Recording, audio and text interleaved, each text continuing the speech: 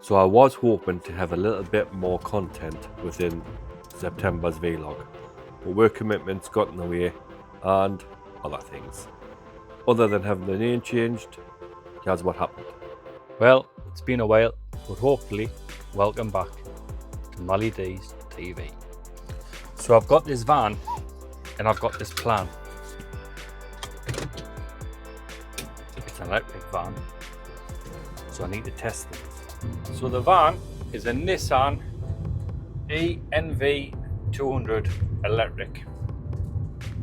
And anyone that's ever driven an electric vehicle, you'll know that the urban miles to the motorway miles can vary vastly. And that's basically because of the regen braking system that generates power. If you don't press the brake and just let the motor bring it to a stop, it regenerates electricity for you. But on motorways, you don't get that because they tend to be more lead-footed. You just head off. So that's what I'm doing today, seeing how many motorway miles I can get off a full charge. Because there's one thing about the Nissan vans that's pretty bad. It's the connection and where to charge. So I've had this van for a year now, and I've never ever used a public charging station yet. It uses CHAdeMO compared to everything else, which is pretty bad, because you'll see 6 and 7 of the other type chargers for Tesla and type SSC1, I think it is, or 2. But you see plenty of chargers for them. And when you go onto ZapMap, when you're looking for your CHAdeMO connections, you'll see out of order, and they only had one at the place any case. So they haven't really got the best charging system on board, the Nissan.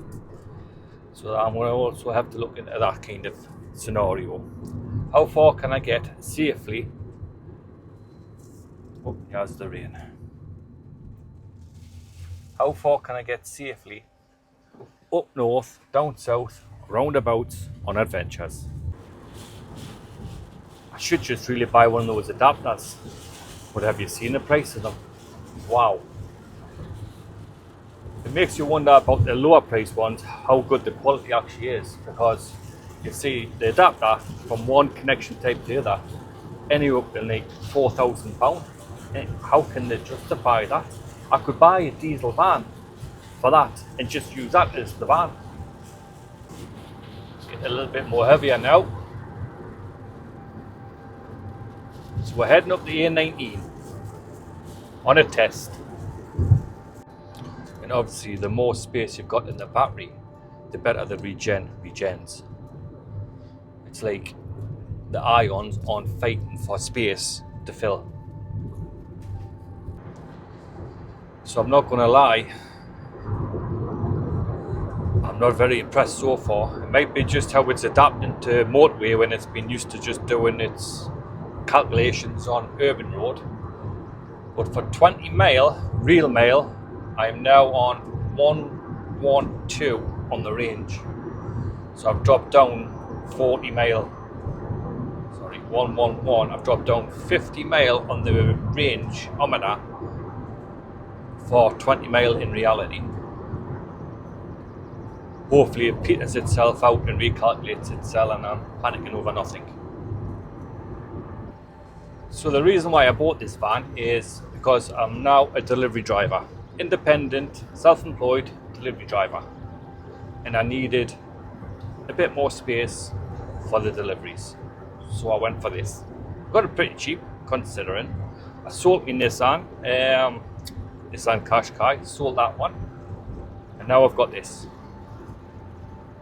But like I say, I've never ever had it on major motorway driving. So the best thing I can actually do is just keep on pressing the accelerator, taking off the accelerator. And that way I'll be using a little bit of the regen, but to see how far I can actually get. Because if I've got to make 3 stops to get to Alnwick, it isn't viable. Especially at the prices at the charge for quick charge. I think somewhere in England it's 87 pence per kilowatt hour. Now it's a 40 kilowatt hour battery, so that's what's that? Quick maths, 32 quid, something like that, £32 to charge it up. To get 161 in the summer. In the winter you don't get that much because it's a cold battery. But like I say, this is a test. So that's the van. Now, hopefully, the plan. Hoping to use this van as a little camper van, just to get us out and about and get us back outdoors. I can then use it as a little stop off for when I go hiking and things like that. Hope your fingers crossed. Tried lying in the back. Yes, I can get fully sprawled out, so that's okay. Now I'm not going to do it as a camper van because obviously it's going to be a work van, and everything that's going to be put into it will be just like a temporary. Hopefully like Thunderbird 2, we are just adding little bits for each little mission. Like Thunderbird 2. I tell you what, like the north isn't very well supplied with EV chargers. If you're planning on getting an EV, get one down south. Tell you another thing that really gets on your wick is Scotland fast charge. It might actually pay us to travel to Scotland to charge, because Scotland you're paying something like 62 to 65 pence per kilowatt hour, where you're paying 87 pence in the UK for the fast charge ones. And who wants to be sitting around service stations for 7 hours? I mean, it might be an option for a bit of a sleep in the back of the van, but I don't want to be hanging around service stations, that's for certain. I want to be seeing nice scenery. So that's the plan. Get out and about in the van, use it as a little camper to enjoy me time, or what time I've got left on this planet. So what I'll be doing is just gradually modifying what I need to take out to enjoy me time. Put a blow up bed in the back. Do I need insulation in the van? What I can get away with, that's what I'm trying to do. I don't want a full conversion, so it's what I can get away with comfortably. Traffic on the way back's looking bad, mind. Wherever I'm going, I might have to stop. The miles have actually petered out a little bit now, where it's starting to, the range is starting to go down at a reasonable rate to the miles I'm achieving, so that's a bit better. Just passing Felmore Park, Alderhome. I've decided just to continue up the A1 because I know where the chargers are on the A1, so I don't if I'm going into like Wooler, and I'd hate to get all the way to Wooler to find that the one charger I'd say is knackered. So that's what I'm doing. I'm just heading up the A1, and I can get to Alnwick, go to McDonald's if I need to, charge up, head back. So that's the van, and the plan is to use it as a camper. I'll probably have to have some insulation in the back. That's probably one of the things. Also, if you've ever had an EV, you'll know that once you put the heating on or the air conditioning on, that range shoots down. Basically, my round in a day would take the full charge if I had the heating on. And sometimes I've actually had to do that because it's been lashing down with rain, and to get rid of the condensation I've either had to have the windows open and the lashing down of rain, or have the heating on. So I think the first job I'm going to do is buy some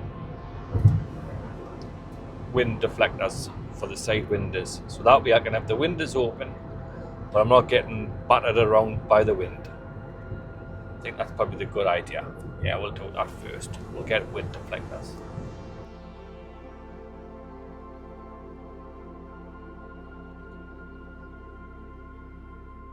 So the direction of the channel, it's going to be the same, out kind of door stuff, but I'm not going to do individual videos.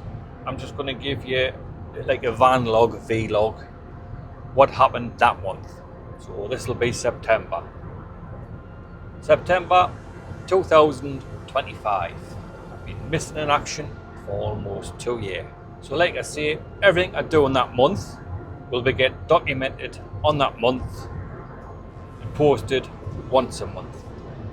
And that might be your thing. You might want a YouTuber that posts rubbish every 10 hours. That's not going to be me. If that's what you're looking for, you're looking at the wrong channel. Switch off. Mine's just going to be once a month updates. Hopefully that's something that's going to interest you. It'll be quite a bit in a month, I would imagine. What I've done to the van and where I've been and what I've ate. Do some nice little bits of cooking in the van, all that sort of stuff. Some nice little escapades. It's actually starting to peter out a little bit now, the range. I'm looking at it there. I've done coming up to 30. Sorry, coming up to 40 mile. And I don't have to turn around yet. I'm not halfway on the range. It's very deceiving. The miles it tells you on the range to the blue line on the range is very deceiving. It's obviously calculating how you drive and adapting to how you drive. That's probably, but it is panic you. It's a bit like having irritable bowel syndrome and getting caught short. That's what's going to hold this country back against going EV, is the lack of infrastructure to support you actually getting anywhere in real time. Can I get just a mac chicken sandwich meal, please?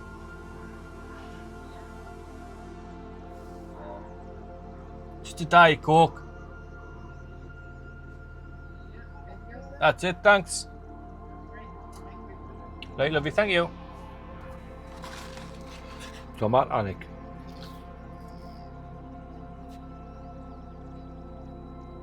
There's a charge station, yeah. That's not even on the Zap map. Ionity? I'll have to look into them. I'll probably have to buy the adapter because there's one tethered to each charger.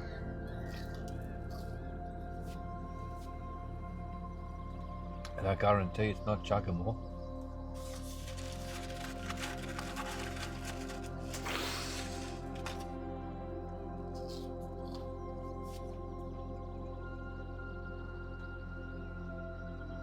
This is what happens when you know nothing about the vehicle you just bought. All I say. Just sitting here watching. I might go and ask that lad over there.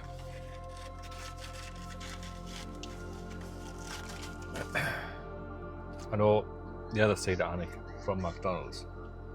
There's a couple. Which I more want. I don't need it just yet. I've still got 95 on the range, and it's only went down 3 of the blues out of 1, 2, 3, 4, 5. I can't remember how many there was on, to be quite honest. It's only went down a couple. I'm still seeing 95 on the range. More than enough to get home from, yeah.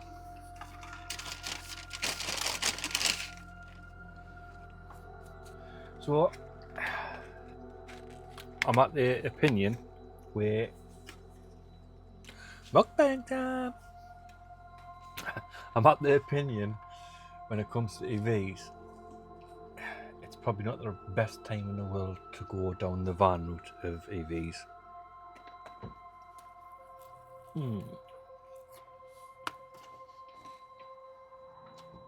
I shouldn't really, because I remember Sunday dinner when I get home.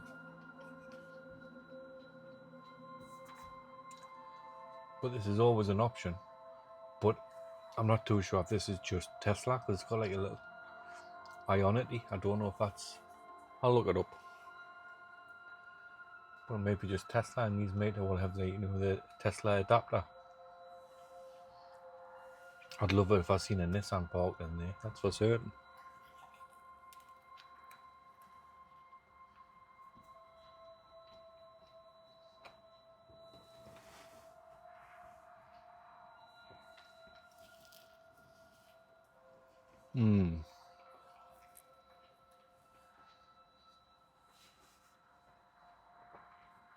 But I'm at Alnwick, so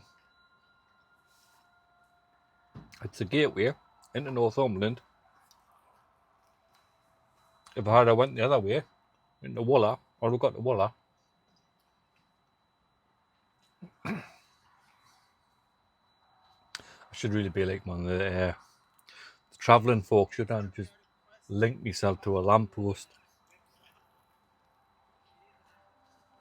Like one of the cornies.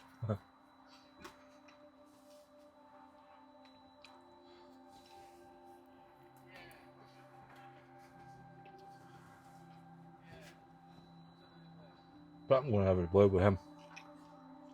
So I can get some advice on EVs. What to do.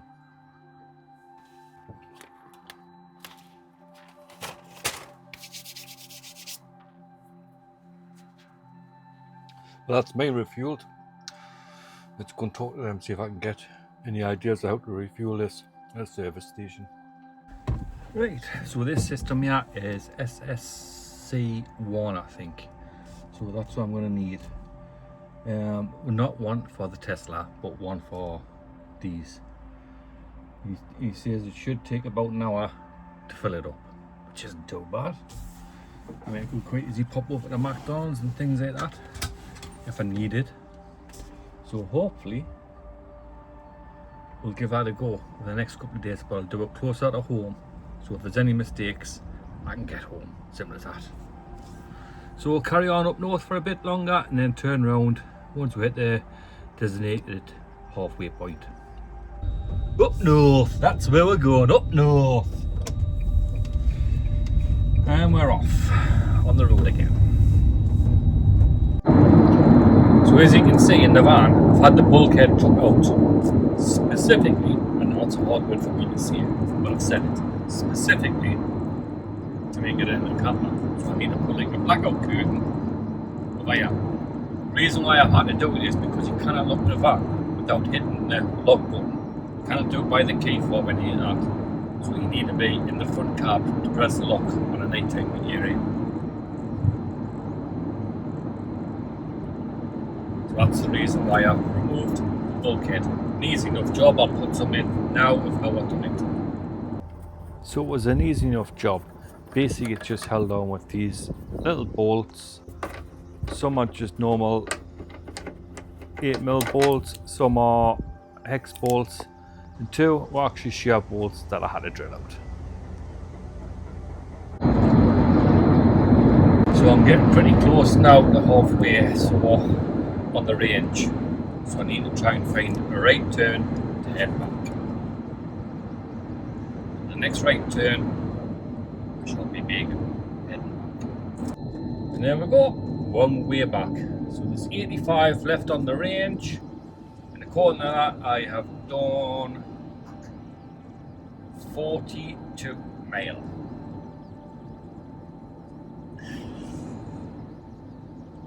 It's a start. Obviously, it's not going to run as good in the winter, but it's going to get us into Northumberland. Now, just where I get charged in Northumberland is the thing.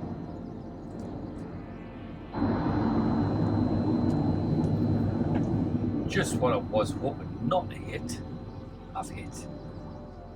Traffic.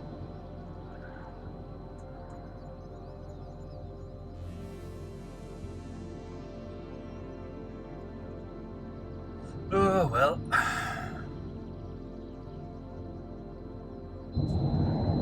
Hopefully I'll make it home.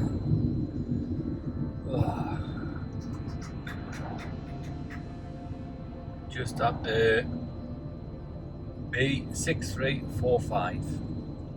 Turn off heading south. Turn off heading Apple.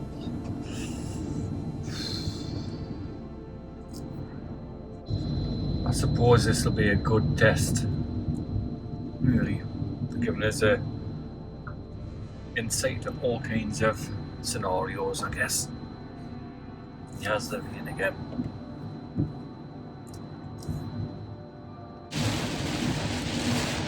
So I'm currently doing 10 miles an hour, and it's lashing down the road. Stuck in traffic. So, the first little escape, what do you think I should do? Do you think I should go and do a hedgerow hill, get it done, get it bagged, succeed? Would make it like a overnight or a bit, wouldn't it? Camp up in the van, put you run up the hill, run back down, but take my fitness level, crawl up the hill, roll back down. But we'll see. Certainly got a lot worse.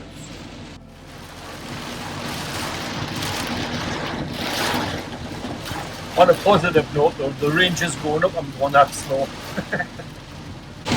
And you tell I've been working on my van time.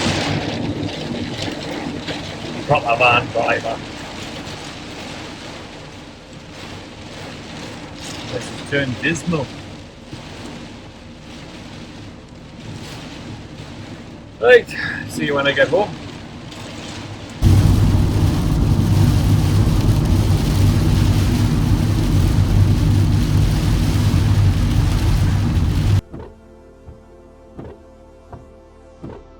And as you can see, there's plenty of room to lie down, get a good night's sleep.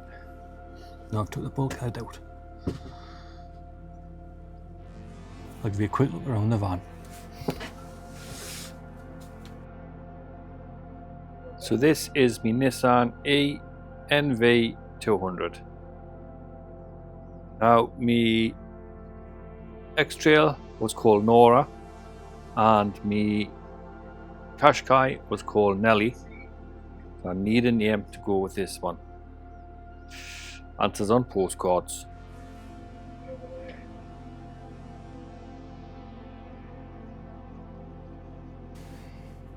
So that's his back home. I'll give you a quick look at the dash. Quick maths. I've got 50 plus 44. That's 94 mile. So I've done 94 mile and I've got 35 left on the range. But I'll put side by side so we can just double check. So it is going to play with me anxiety a little bit, to be quite honest. Getting one of them adapters so I can just use the SSC 1 or 2, I can't remember which one it is. I'll double check. One's for Tesla and one's for the way it looks like Europe's going now. Chagamo's probably going to get phased out. It'd be nice if Nissan actually just says, held their hands up and says, we've made a mistake, we went down this route, here's the adapter. But they're not going to do that for the price of them. I mean, you do see some and the cost somewhere like £600, £500, £600, and you do see other ones, probably top of the range ones, and they're nigh on £4,000. I won't be buying one of them, that's for sure. So that's the first test out the way. I think the next test I'll probably do is checking out a local charger close to me just to see how easy it is and what's it like. Because there was a lot of them chargers on me. That one in Anik that stopped that wasn't even on the Zap map. So that's frustrating. I thought everything would have been on the Zap map. That wasn't. It might be new, might have updated yet. Hopefully the whole network gets better, because when I have been looking at Northumberland, there isn't many places where you can stop off and get charged, that's for certain. Voila. I'm talking about fast chargers because no one's going to want to wait overnight. Well, although it's a possibility, but a lot of these ones where it's like the 7.4 kilowatt charge ones, they say overstay charge as well. So if you park there overnight and you stayed there longer than your charge time or whatever they were allowing you, you're probably going to get charged more in any case. I'll have to look into all of that. First of all, as promised, here's me fitting the window deflectors. It's quite an easy job. All you have to do is clean the channel where the window goes up.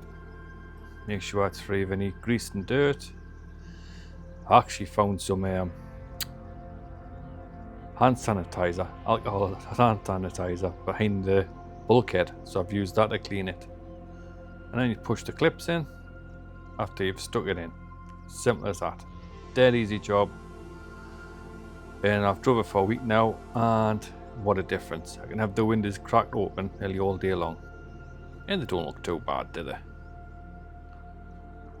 Next up, I'm going to be fitting the curtain instead of the bulkhead. So I've bought this hole punch just for the put eyelets in to make it easy. Now I can also use the little bolts that kept the bulkhead up to keep them in place. Now I'm not going to lie, this wasn't the best idea. It'll not go through 2 bits of material because I had it folded over. It's an old tablecloth. I had it folded over and it didn't work that well. It worked, but I did use a lot trying to make it work, if you know what I mean. So I found the centre and worked my way side to side doing that. So that's that fitted. As good as an idea as I thought. Right, well, let's get into the cab. Like I said, to lock the door, and then no one knows I'm backstage. So I'll just shut the door.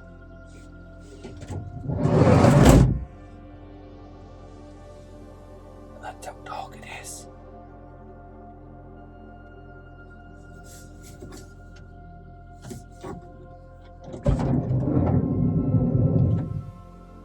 Pretty good.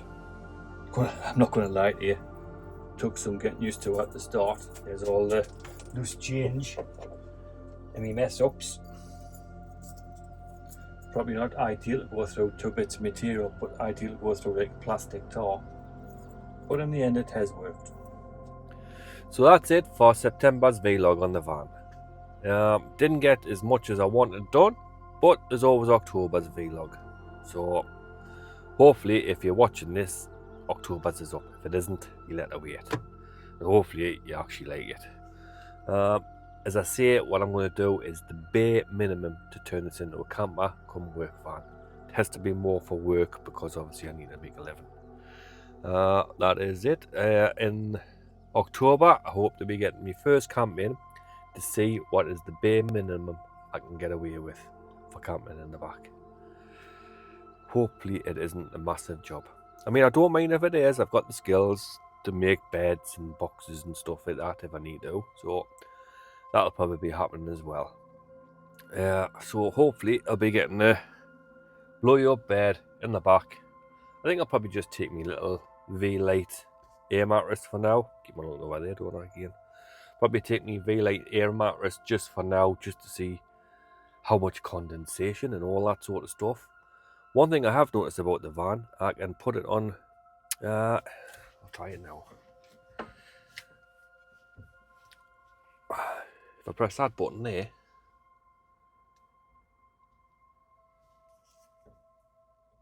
two seconds, should kick in. Here we go. Cabin preheat. So if I keep the curtain, that's fantastic because if it's cold through the night, cabin heat. Done a quick test of that as well. So for having the heating on for an hour, takes 1 mile off the range. So it isn't fantastically like negative on the battery. It's one of the things. It tends to be more negative when you're actually driving than it is when you're just going about I want to have a bit of heat in. So that's one good thing. So until next time, ta-ra and see you later.